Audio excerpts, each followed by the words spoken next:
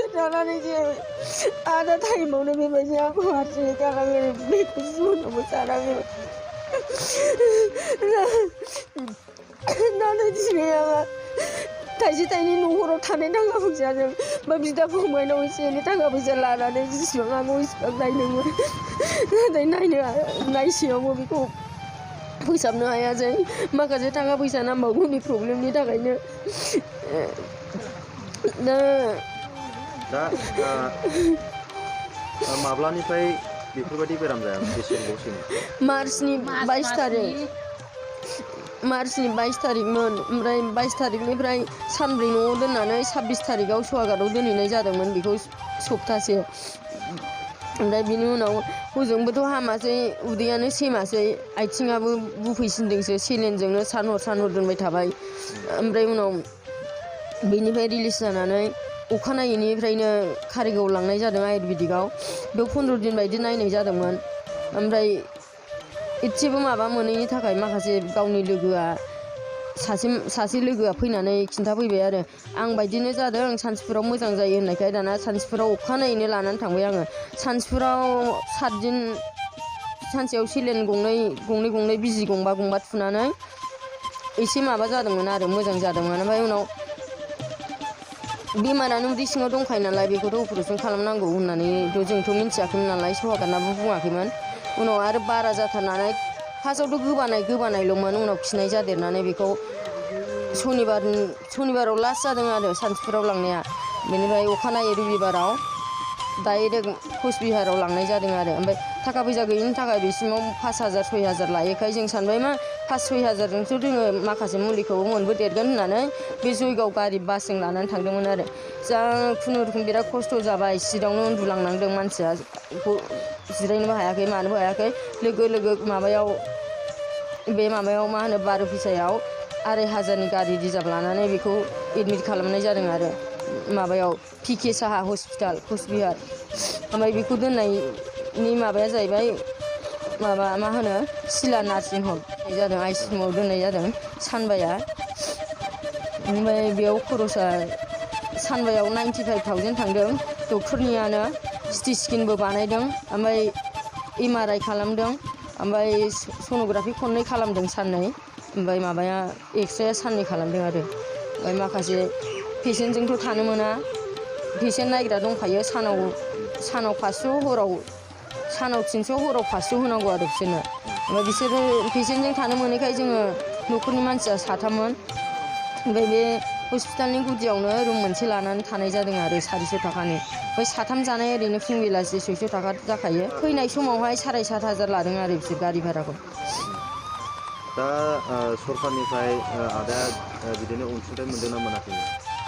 अनसुंथाइखौथ' मोनदोंमोन बे 4 लाखखौ मोनदों ओमफ्राय 4 लाखआव 2 लाखखौ मोनदों बख'दों ओमफ्राय बे 2 लाख मोननायनि उननिफ्रायनो बिनि एकाउन्टआ ब्लक जानानै दा बोसोरसेनि बारा जाबाय आरो बेनि मान्थलि माबा मोनैया मान्थलि बिदिनो स्टिपेन्ड मानि मोनदोंमोन स्टिपेन्ड मान्थलि मोनैया आं मोनाखै खनसेयाव फार्स्टआव 18,000 उनाव 36 नै दाख्लै 36 मोनाखै आरो फ्रि टाइम मोनाखै दा दिनै जे नोंथाङाबो दिनै जेनेबा रान्दि जासिगोनानो बेनि थाखाय सरखारनाव मा बुंनो सानो सरखारनिसिम?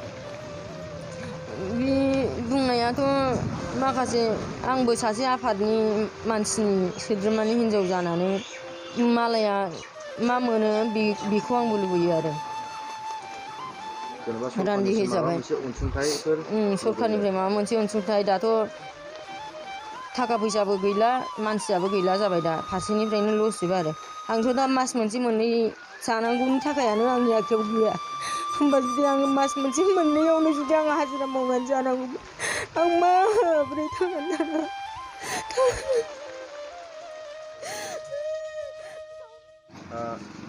दिनै जे रजेन गयारिया दिनै रुंसारि जालांबाय दिनै बिनि सायाव नोंथाङा मा बुंनो सानो? दिनै जाय रजेन गयारि NDBआव बिथांनि मुङा जि राफोद आरो बिथांखौ बांसिन राबन होननानै बयबो मिथियो दा बिथाङा बाक्सा डिस्ट्रिक्टनिमोन दिहिरा मिलनपुर गामिनि बिथाङा 1997आव NDBआव बिथाङा जइन जादों आरो भुटान हाजोआव बिथाङा ट्रेनिं लानानै मावै मावै बा नांबोनानै 34 बोसोर जि बर'लेण्डनि थाखाय नांबोनायाव बिथाङाबो गोबां बेबायदि गावनि थै जिउ होनानै बिथाङा नांबोदोंमोन। बेनिफ्राय बियो बांलादेशआवबो 6 बोसोरसो बेबायदि जियाल जानो गोनां जादों बे जाथिनि नांनायावनो। बेनिफ्राय ओंखारबोनानै आरोबाव बे बर'लेण्डनि थाखायनो थै आरो जिउजों नांनानै बिथांमोना बा जोङो गासैबो NDBआ जयेन्टलि नांनानै 2020नि 27 जानुवारियाव जि BTR रेकर्ड मोनदोंमोन बिनिनो बिथाङाबो सासे एक्स NDBमोन। दिनै बिथाङा गावनि अनसुलि बिसिखौ अबथिरायै बिथाङा नागारनानै जिउ गोमालांबाय। बिथाङा दा प्रेजेन्टआव उत्तर रुनिकाटा बे गामियाव बिथाङा रायजो जाबायमोन सासे बिसिखौ लानानै। दा बिथाङा सासेल' गावनि अनसुलि बिसिखौ नागारनानै अरायथानि थाखाय बे बुहुमनिफ्राय नागारलांबाय। बेनो। दा बिथाङा सरकारनिफ्राय अनसुंथाइ मोनदोंना मोनाखै? बिथाङा बे 4 लाखखौ मोनबायमोन होननानै जोङो मोनथिदों। मोनबायमोन होननानै जोङो बेखौ मोनथियो। बिनिफ्राय बियो बेखौ लनाव दिहुनदों दिहुना बे बिनिसै, खिन्थु बेखौ मोननायखौबा बियो मोननो हाबाय। दा बिथांनि जिउ मोननो थाखाय इसोरनाव आर'ज खालामदों। बिथांनि जिउमानि थाखाय जोङो जेसेबांनिखि जों खाथि खालायाव थानाय एक्स NDBफोर जोंनि क'क्राझारनिफ्राय गसाइगावनिफ्राय सफैनो हादों आरो चिरांनिफ्राय जों बाव एक्स NDBफोर सफैनो हादों। दा गासैबो जों जयेन्टलि बाव खुनु मोनसे फेक्सननि खोथा गैया।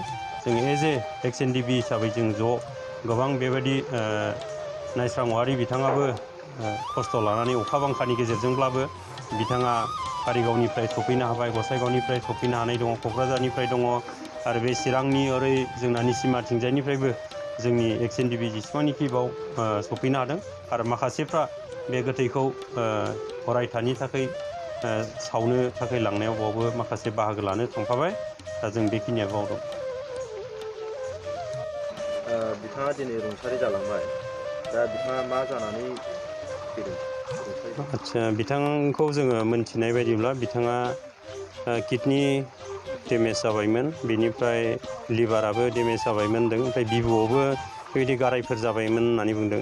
बेखौ ओरै सोनाबजोंबो लांदोंमोन, ओमफ्राय सोनाबाव लांनानै बिथाङा गोबां बेबायदि डक्टरफोरनिफ्राय अपारेसन खालामनांगौ मानांगौ होननानै बुंनायाव गोबां रांनि गोनांथि जागोन होननानै बुंनायखाय बिथांखौ बे जायगायाव फाहामथाय होनो हायाखिसै।